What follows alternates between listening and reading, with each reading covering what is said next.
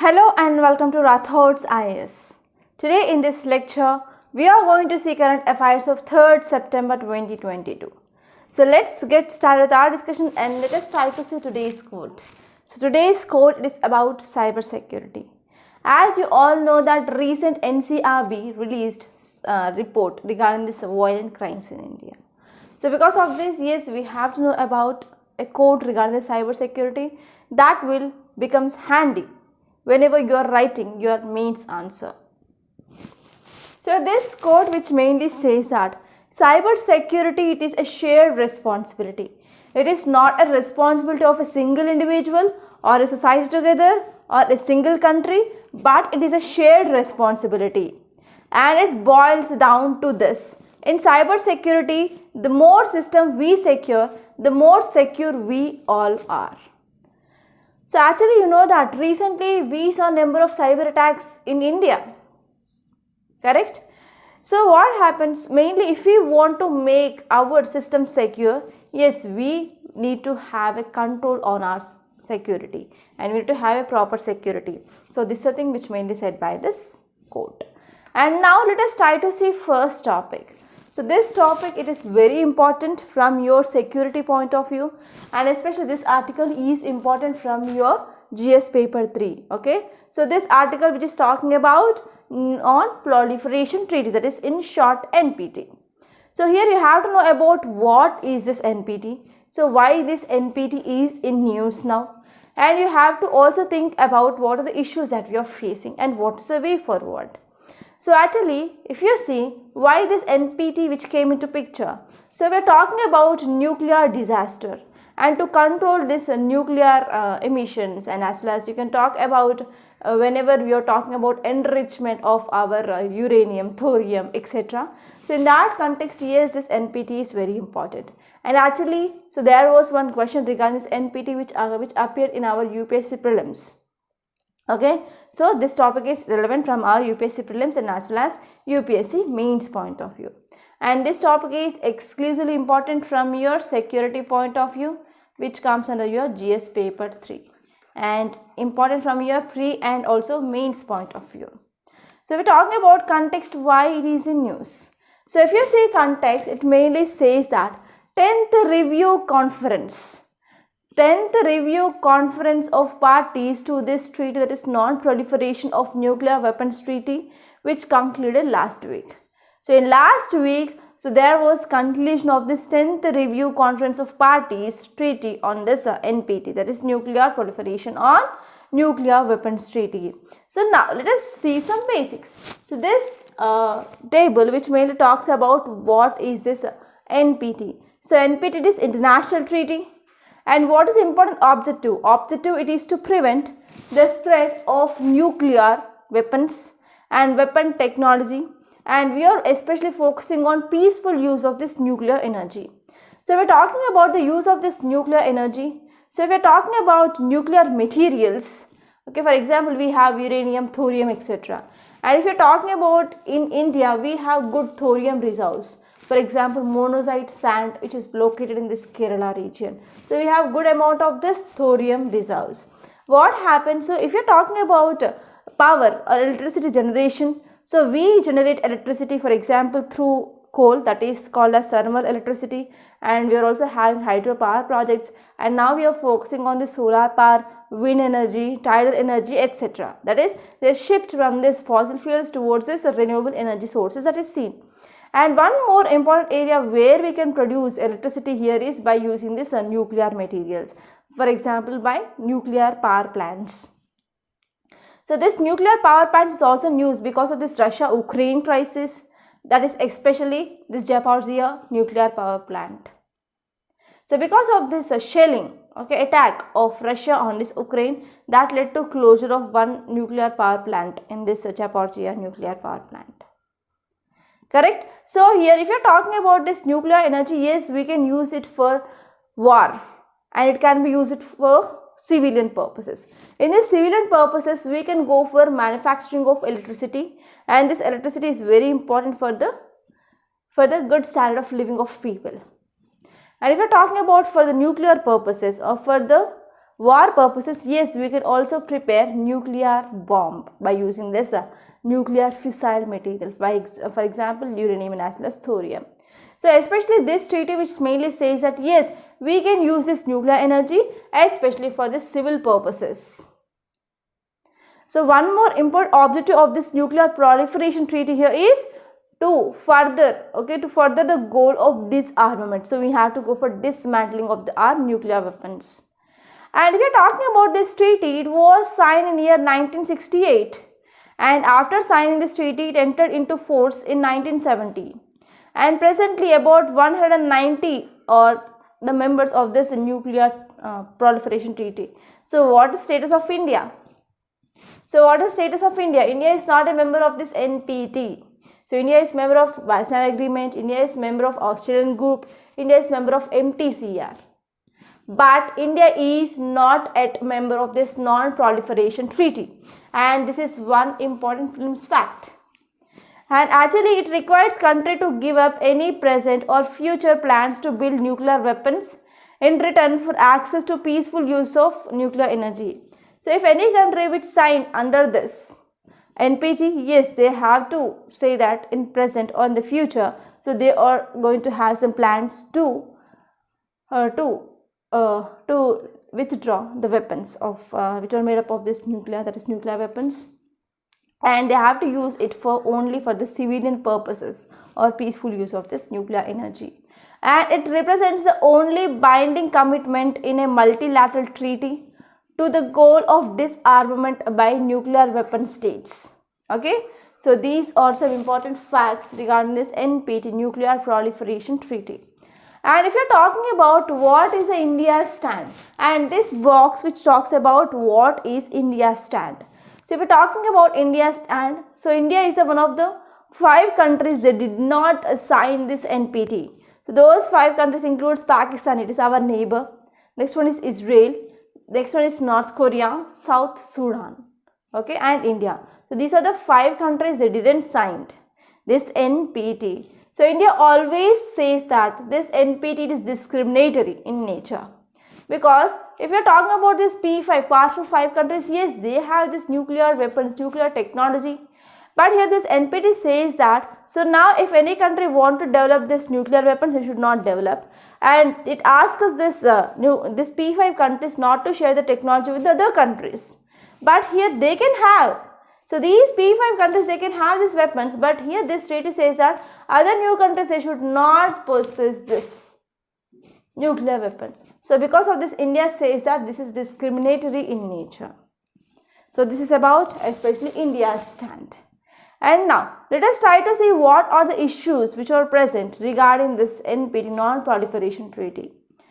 So actually, one important objective of this NPT, it says that yes, we have to go for disarmament.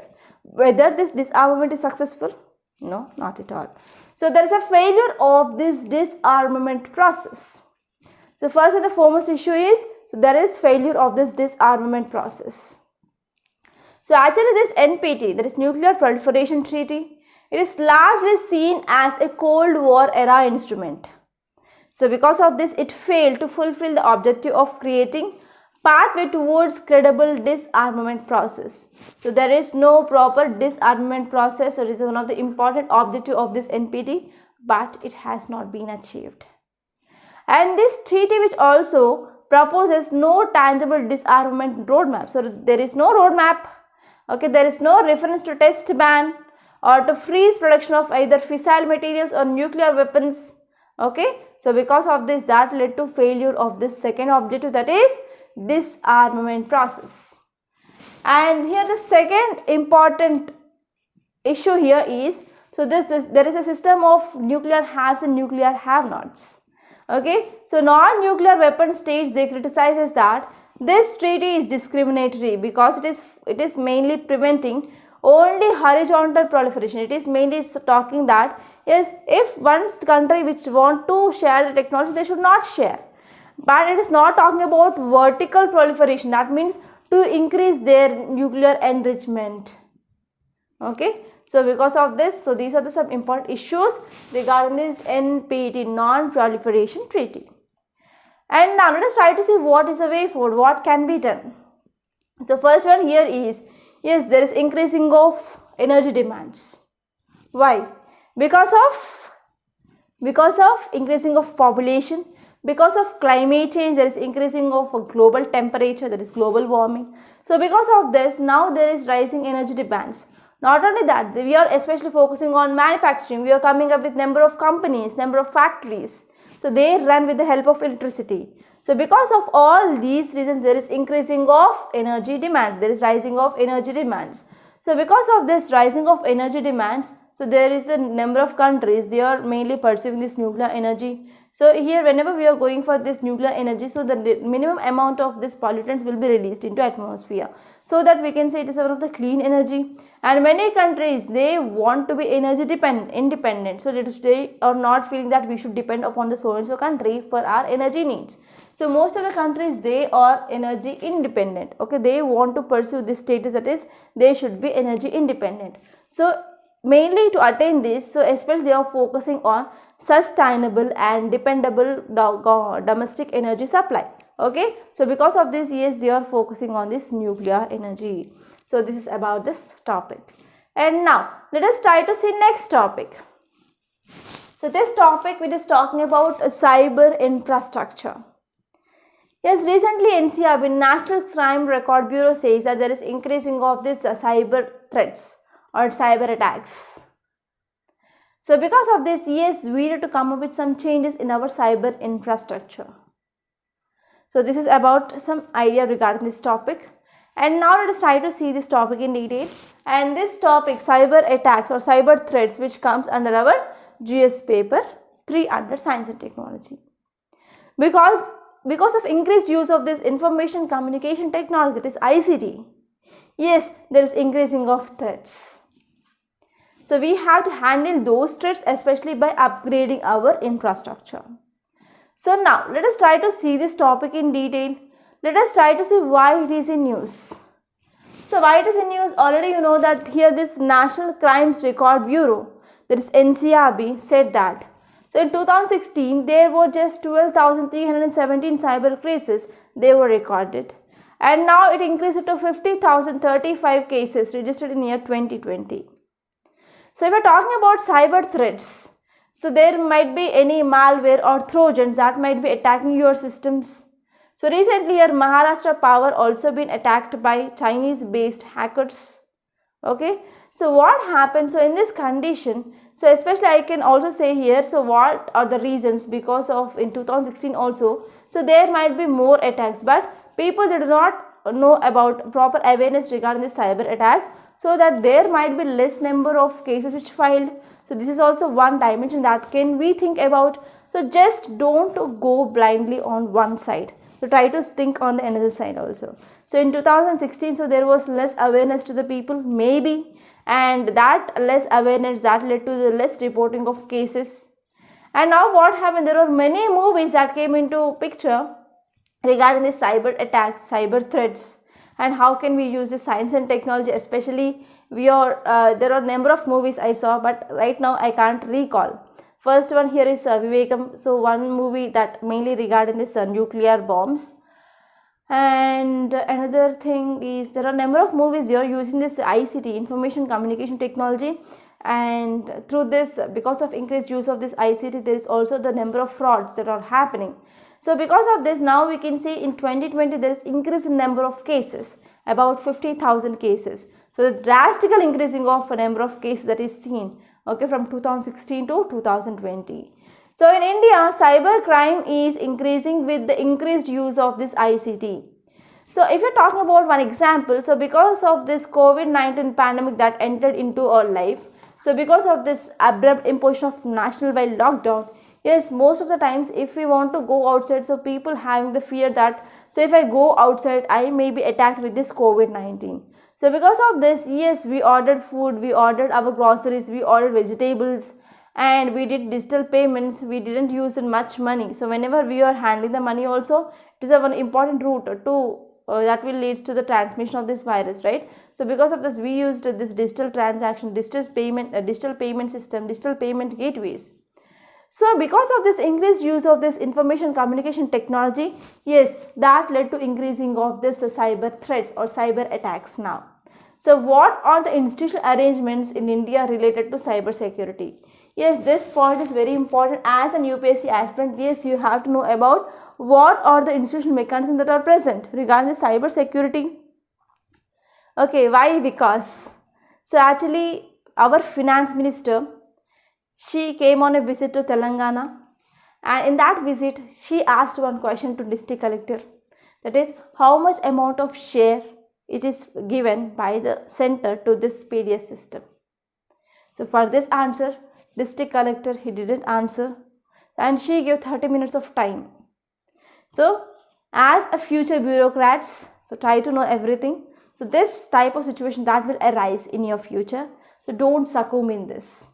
Okay, so try to know the facts regarding that. If you're reading any issue, so try to cover that issue in 360 degrees angle, because you are going to be future bureaucrats. You are not the politicians. Politicians will come and go, but bureaucrats, they are permanent. Okay, so if you're talking about what are the institutional arrangements that are present in India related to this cyber security. So if you're talking about institutions, the first one here is, yes, we have certain portfolios, certain departments under this PMO, that is Prime Minister Office, they dealt with this cyber security. And this one here is NSA, which also chairs this National Information Board, and this National Information Board, which is an apex body for cross-ministry coordination on cyber security policy making. Okay, so here NSA, which mainly chairs this National Information Board, and it is one of the apex body, and it is focusing on coordination on cyber security policy making. And this one here is, yes, we have National Critical Information Infrastructure. Okay, and it mainly focuses or it protects certain critical information infrastructure in 2005. Okay, and even our Prime Minister, he established a National Cyber Security Coordinator Office as well. So these are some important things. So here this office, which gives some advice to Prime Minister regarding some strategic cyber security issues. And here we also have this CERTIN, that is Computer Emergency Response Team, and actually it is one of the nodal agency, and this agency which responds to various cyber security threats. And here Ministry of Defense recently upgraded Defense Information Assurance and Research Agency, and it is also having some aims to establish Defense Cyber Agency, correct? So next one here is, here Ministry of Home Affairs also have this overseas coordination centers, and this will be helpful to address the cyber crimes, espionage, and as well as terrorism. And not only this, even External Affairs Minister, that is MEA, also coordinates with India's cyber diplomacy as well. Okay, so these are some mechanisms or institutions which are present in our country which focuses on this cyber security.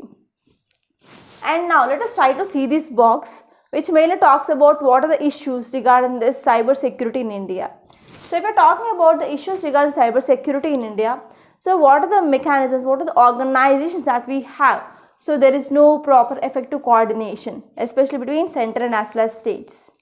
And this one here is, so there is also overlapping of responsibilities. So this is the second important issue, and there is no proper institutional boundaries and accountability as well. And India is yet to prepare a cyber doctrine, and that defines the limits for offensive cyber operations or the scope of countermeasures against cyber attacks. So what are the organizations we have? So there is no proper coordination between those organizations, and there is no proper coordination between the center and as well as state. And what are the responsibilities are there? So there is overlapping of responsibilities. So whenever there is overlapping of responsibilities, there is no proper efficiency. So to understand this overlapping of responsibilities, I will give you one example that we see in our daily life. So for example, let us take in a family, so we have two sisters. Okay, and actually one sister will be doing the work and second sister will be also doing the same household work. So what happened, the work of the first sister will be also done by second sister. So because of this, there is overlapping of responsibilities.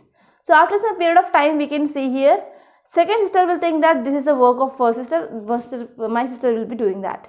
And the first sister may think that it is a work of the second sister will be doing that. So finally that work will not be done. So this is an issue that we used to face in our home. Okay, because we are three sisters. Okay, so in this overlapping of responsibilities, yes, the effectivity of the work will be decreased. And this one here is lack of clear institutional boundaries and accountability.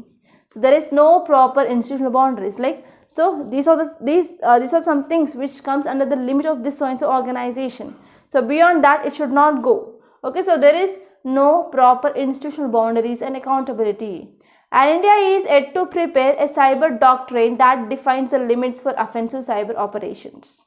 Okay, so there is no proper doctrine which deals with the cyber security issues and what are the countermeasures that need to be taken. So these are some important issues regarding the cyber security in India, cyber security infrastructure in India. So here, what is the way forward? What can be done? So we're talking about way forward. The first and the foremost thing that we can see here is India should push for debate on global governance architecture. As you all know, this cyber security is not only belongs to single country, because other country hackers, they will be hacking on another country, right? So because of this, we need global governance architecture. Okay, because cyber space, it is international thing, but it is not belongs to a single country. It is a global concern.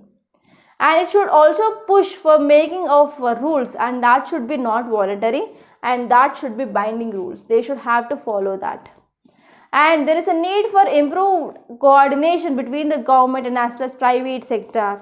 So yes, there is no proper coordination between the center and state. Yes, we have to address that issue, and we need to focus that we need to ensure that there is a proper coordination which is present between the central government and as well as state government, and even central government and as well as private sectors. Okay, and we can come together and we can collectively take some counter threats from both the state and as well as other proxies whenever there is a threat.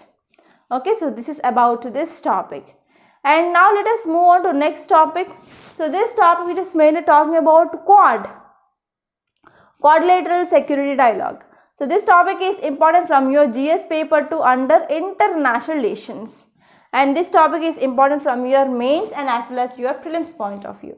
So let us have a look over this article. So if you are talking about why it is in news, so what is the context?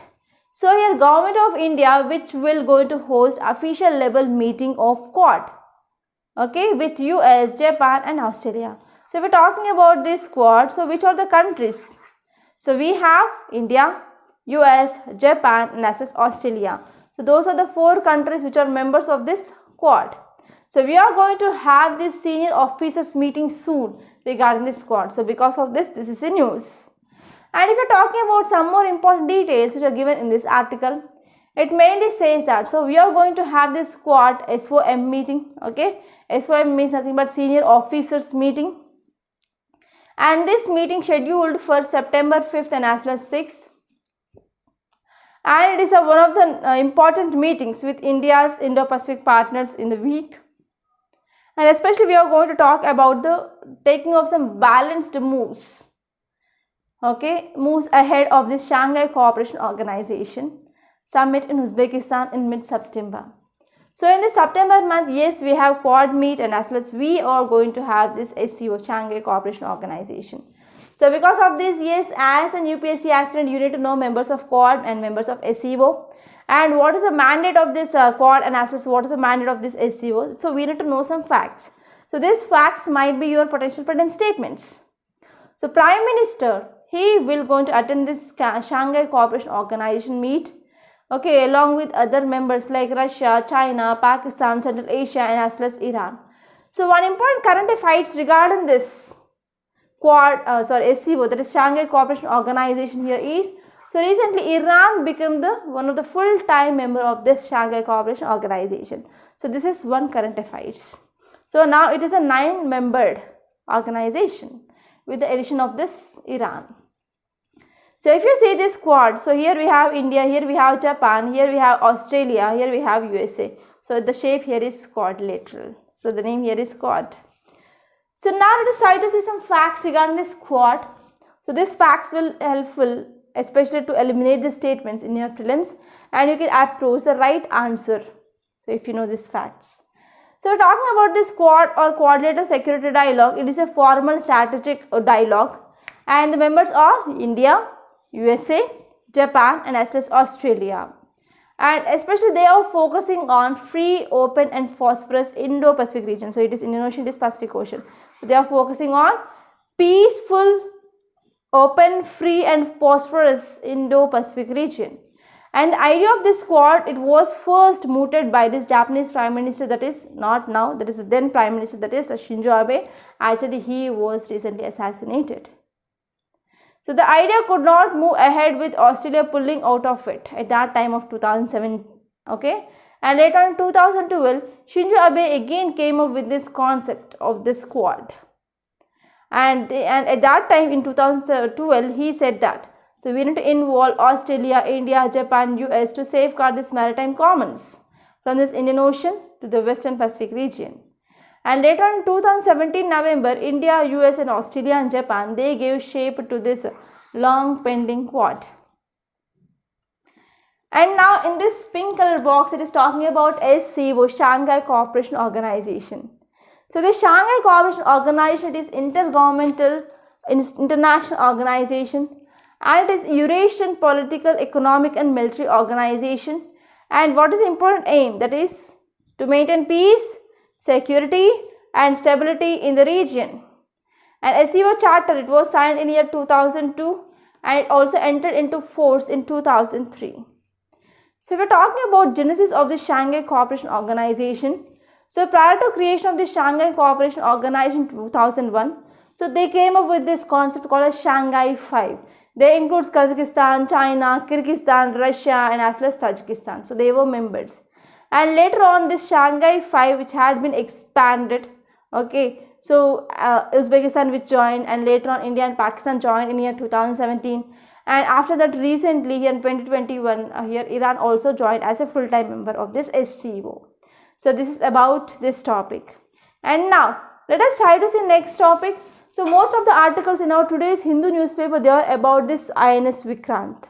So this topic is important from your GS paper 3 under defense, and even we can also add under this science and technology. So if you are talking about this INS Vikrant, so it is very important. Okay, so here if you are talking about this INS Vikrant, so it have the capability of carrying about 30 aircrafts. But if you are talking about other countries ships, so they can carry more than this 30. For example, US Nimtas, it can carry 60. Okay, so now let us try to understand this topic. So this topic is very important and you can get prelims and as well as means based question from this topic. So if we are talking about in Indo-Pacific region, I showed you the map where this Indo-Pacific region is present, right?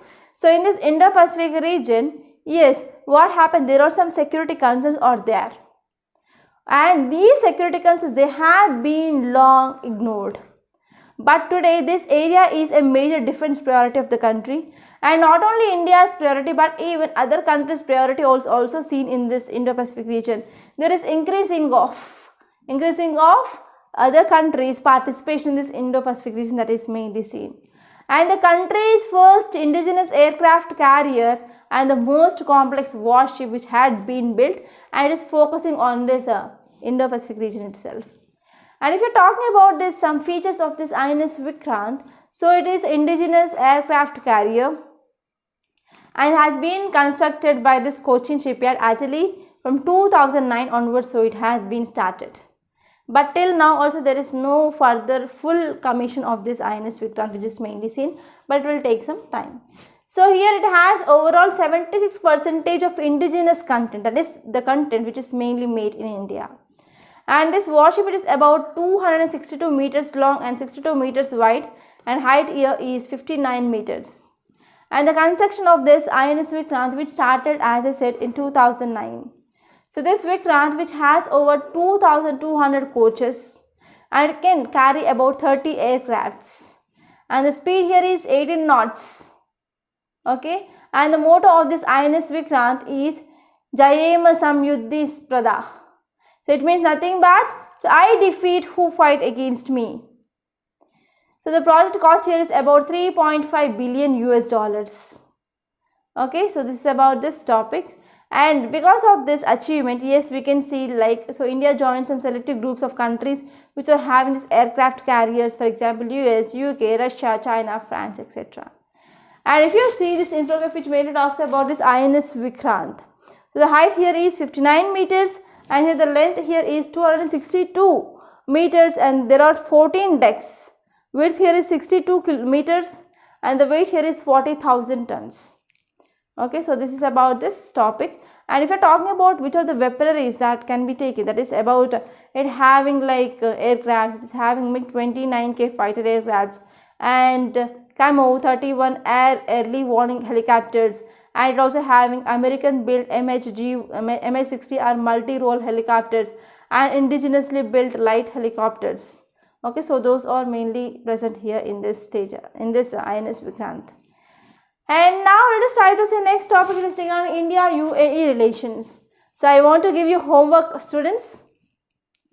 So you have to see areas of cooperation between India and UAE. For example, in economic cooperation, example, we have good Indian diaspora in this UAE, how many people are present in this UAE, and you have to know what are the different ties, and in the areas of agriculture where we are having cooperation, and in the areas like what are the military drills that we are going on. So in these areas, yes, you have to work today, and let me know your comments in the comment box. And this topic is important from your GS paper to under international relations. So now let us try to see this topic in detail. So why it is in news? So India and UAE, they reiterated that their commitment to achieving the ambitious goal of $100 billion of bilateral trade in the next 5 years. So here what happened? So why this UAE is in news? Because so here India and UAE, they said that so they are going to have $100 billion trade between India and UAE, that is within the next 5 years. So if you see some details, our External Affairs Minister, he co-chaired a very productive meeting between these two nations, that is India and as well as UAE, and they said that they are going to have some significant progress in the multiple domains of cooperation. And during the meeting, both nations, they expressed their deep satisfaction and continued high growth trajectory of bilateral relations between India and UAE. And apart from that, yes, they said that they are also going to participate in multilateral forums and international organizations, etc. Okay, so these are some details, and please try to do the homework. And this is a map of UAE where it is exactly located. So here we have Saudi Arabia, here we have UAE, and here we have Oman. Right, so here we have Strait of Hormuz. So this strait which is connecting this Persian Gulf and as well as Gulf of Oman. So this will be like a very important prelims question. Okay, so now I want to make a small announcement. We in Rathod's IS, we came up with this daily mains answer writing course, and this batch, new batch, is going to be started from this September 5th. And if you see some key features, so we are going to give you detailed 52 weeks of schedule, and we are also focusing on this micro listing of topics.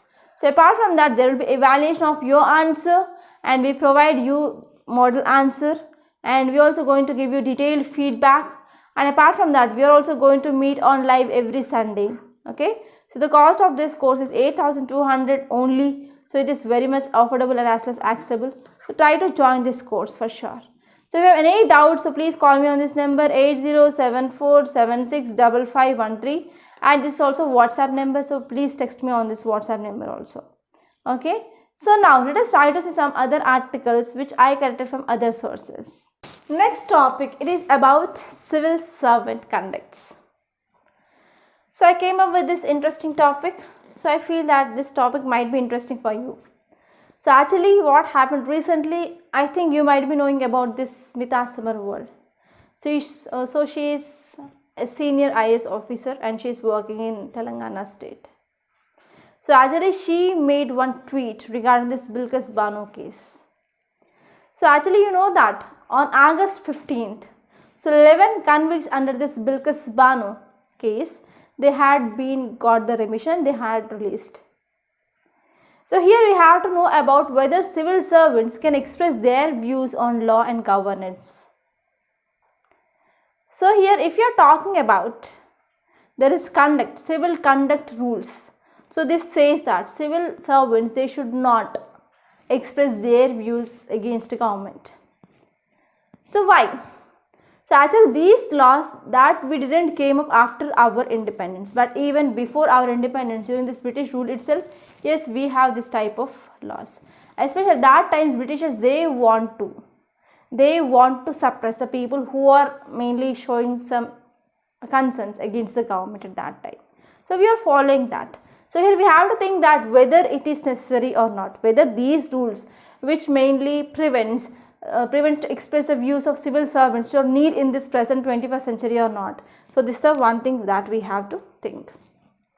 And one more thing here is, if you see in reality as public servants, so if you want to express concern what is doing against which is doing by the government and it is against the government means, yes, you are public servants. So what government means? So government do not have any face, but your government faces civil servants or government servants. Okay, so whenever these people who are working as government servants or bureaucrats, so whenever they are expressing their views against government means, so the information that will reach the larger public, okay, greater public, okay, so it will be reached to the larger areas. So because of this, yes, people, they will be developing this distrust among this government. So even whenever government is trying to do good also, so that will be not accepted by the people.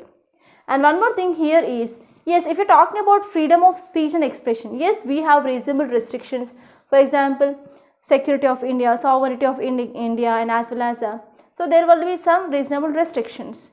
You should not go. You should not say anything which is against the integrity and sovereignty of India, okay, etc. So you will be having some reasonable restrictions.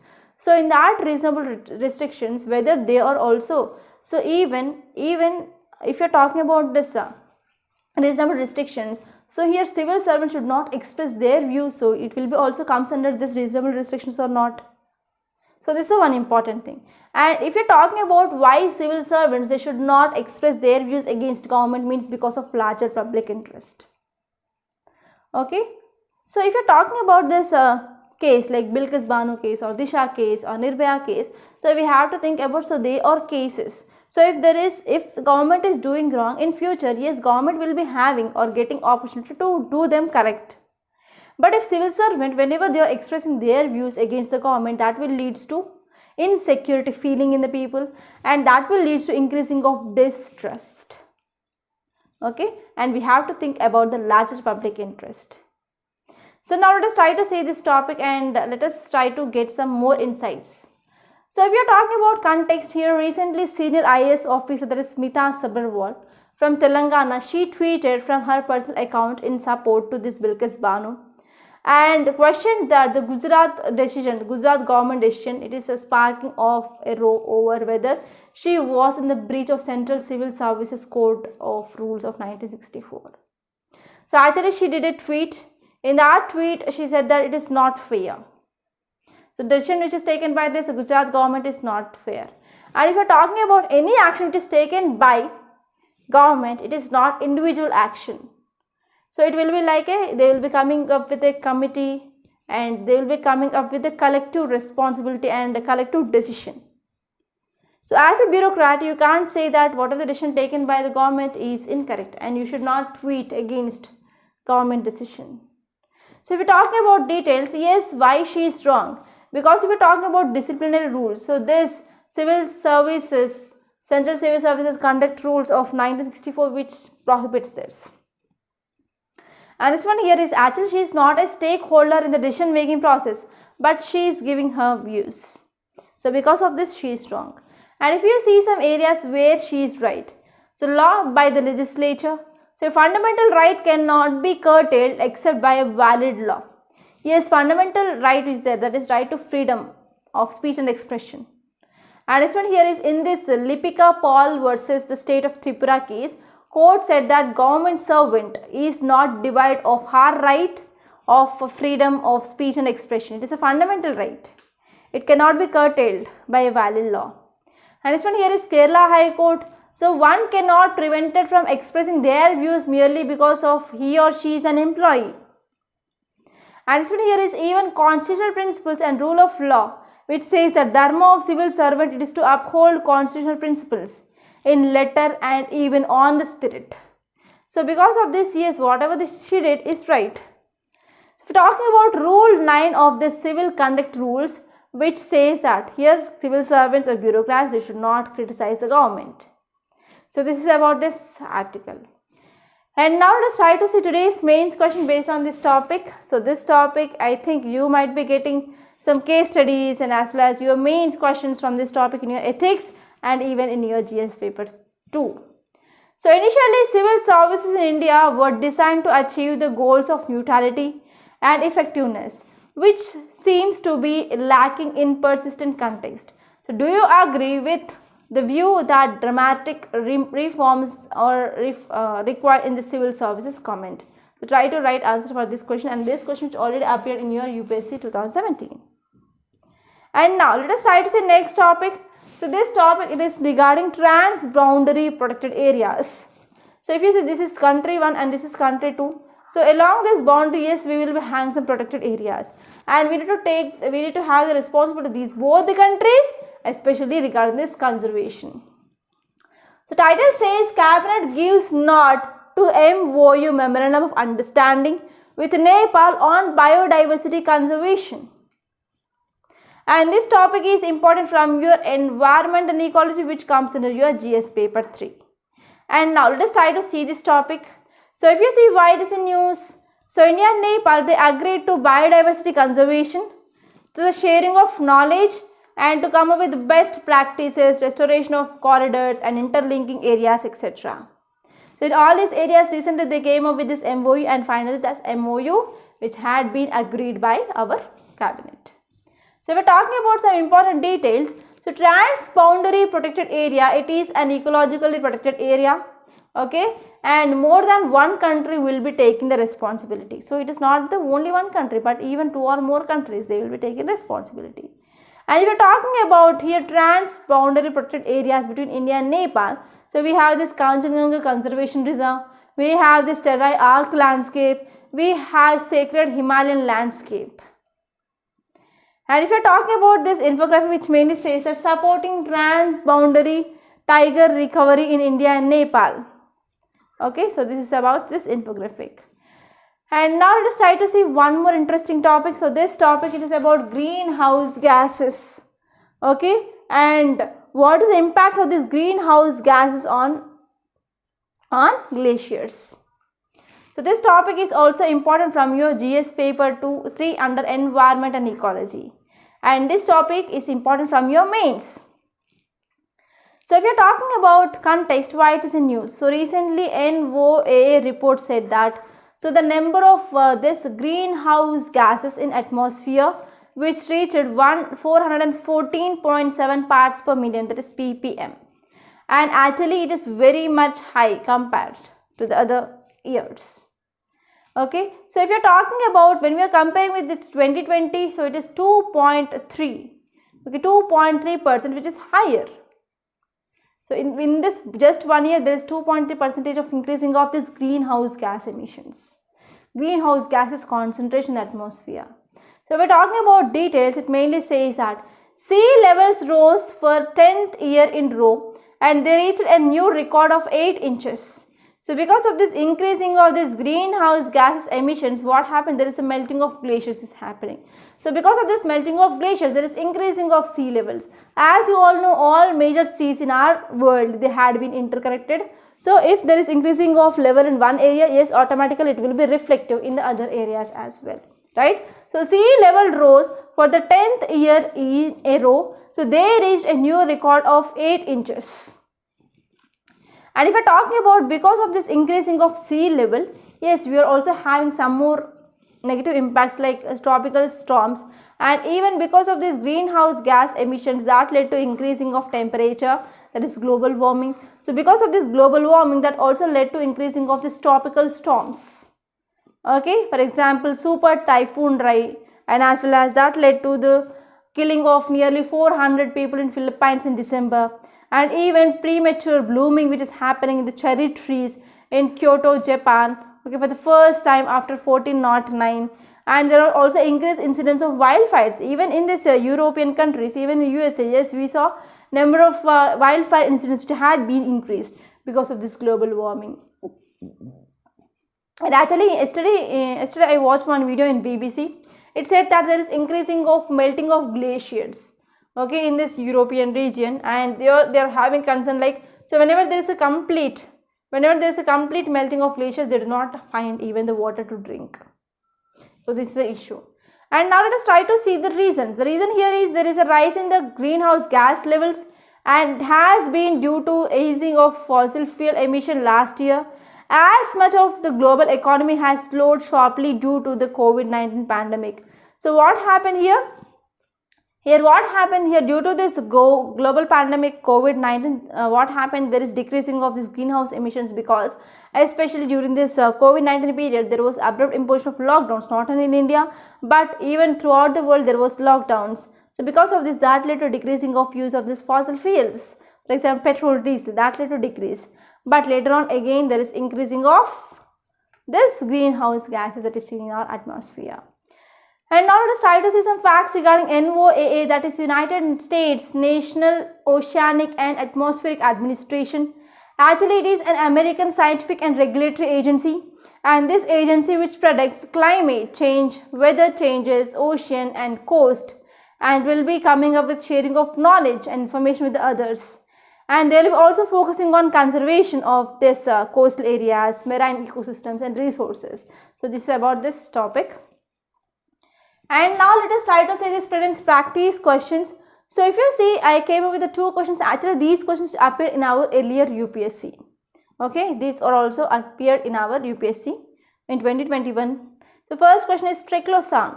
Triclosan considered as a harmful when exposed to higher levels for the long time. So it is mostly present in which of the following? Actually this triclosan which is present in these toiletries. And this one is bisphenol, which is a cause of concern, and it is a structural or key component in the manufacturing of which of the following kinds of plastic, that is regarding this polycarbonate. So these are the two prelims practice questions. And now let us focus on vocabulary. So first word is rivalry. Rivalry means competition for the same objective, for superiority. So yes, there is a competition between the two regarding the superiority. And this one is discriminatory, means making or showing an unfair prejudicial distinction between different categories of people based on race, age, sex, etc. Credible means able to be believed or convincing. Okay, we need credible data, that means convincing data. So now let us try to see today's Hindu newspaper PDF. So this is our today's Hindu. So first topic, it is about Supreme Court grants interim bail to Teesta till Gujarat High Court takes up petition. So here you have to know what is this interim bail.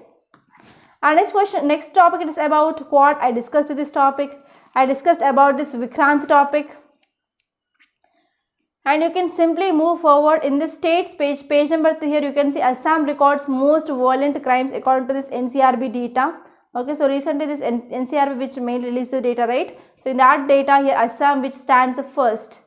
Okay, in this most violent crimes, and if you are from Assam you have to know this data, and even from which state you are coming, so you have to know your state wise data as well. And here you can see more than half of crime cases against women falls. And here highest cases of crime against children, they are seen in this Maharashtra according to this NCRB data. And if you move forward, in this editorial page, I discussed about this NPT article, I discussed about this cyber infrastructure in India, I discussed about this INS Vikrant topic. And if you move forward in this 8th page, here you can see center needs to focus on economy. Okay, so here what are the economical problems, what are the problems that you are facing by our economy, I discussed I think 2 days ago. So please try to refer those articles once again. And here you can see Supreme Court disposed over 1,000 cases in past 1 week, says CJI. The Supreme Court disposed over 1,000 cases in past 1 week, says here News Chief Justice of India, that is UU Lalit Ji. Okay, so you have to go to that and you have to refer about pendency of cases, what can be done and what are the measures that can be taken. And what are your suggestions. And this one here is special maternity leave in case of infant death. So it is one of the important thing I have to share with you, and this is one of the progressive step in our society. So after delivery, sometimes infant may dies. So here because of that, here a woman, she will enter into emotional trauma. So because of this stillbirth or death of child as soon as after the birth, that will have some far-reaching impact on the mother's life. And now here government decided to grant 60 days of maternity leave for the woman she lost her child, that is stillbirth or because of the death of the children, okay, as soon as the birth. Okay, so here you have to know about maternity leave. So that will be given for up to 26 weeks, correct? And here in this page number 10 you can see India UAE holds talks. I discussed this topic. And here you can see paddy cultivation sees decline compared to 2021 because of monsoon. So what happened? So monsoon which had not been got this even rainfall in all the areas. In some areas they got floods, in some areas there is droughts, and some areas they got good rainfall. So here in this contextual paddy cultivation which had been affected. And here IMD, that is Indian Meteorological Department, forecast predicts above average rainfall in the month of September. So in the month of September we are going to have good rainfall. So I have to see how this rainfall will be going to have some impact on my classes also. Because if there is any power cut means I can't do this PDF in my home, right? So because of this I have to see whether what happens in the September because of this rainfall. And if you move forward in this world space, here you can see Chinese investment in sea cucumber farm kicks off concerns in Sri Lanka. So what happened? Yes, sea cucumber is one of the very costly food I can see. So China, they are doing some investments. China are mainly investing in this sea cucumber. So because of this, it will be having some impacts on the economy of Sri Lanka, because Sri Lanka, they will be the largest producers of this sea cucumber. But because Chinese investments in the sea cucumber, yes, we have to see how it is going to impact this economy of Sri Lanka. Already economy of Sri Lanka, it is not good. And in this 12th page, you can see India-US inflation differential back to rupee. So here we have to know about depreciation of rupee. Here we have to know about increasing of interest rate in USA, how it is going to impact India. Okay, so these are some important topics that appear in our today's Hindu newspaper. I hope you enjoyed this lecture. So try to join the courses that we are offering in our Rathod's IAS. For example, in test series, main translating practice, foundational course, and as well as individual courses. And if you want to watch demo videos, you can visit our website and you can watch demo videos without paying a single penny. And subscribe to Rathod's IAS Academy and hit the bell icon so that you will be getting regular notification. And if you really like this video, so hit the like button and share this video to your friends. So by this I'm concluding. Thank you so much.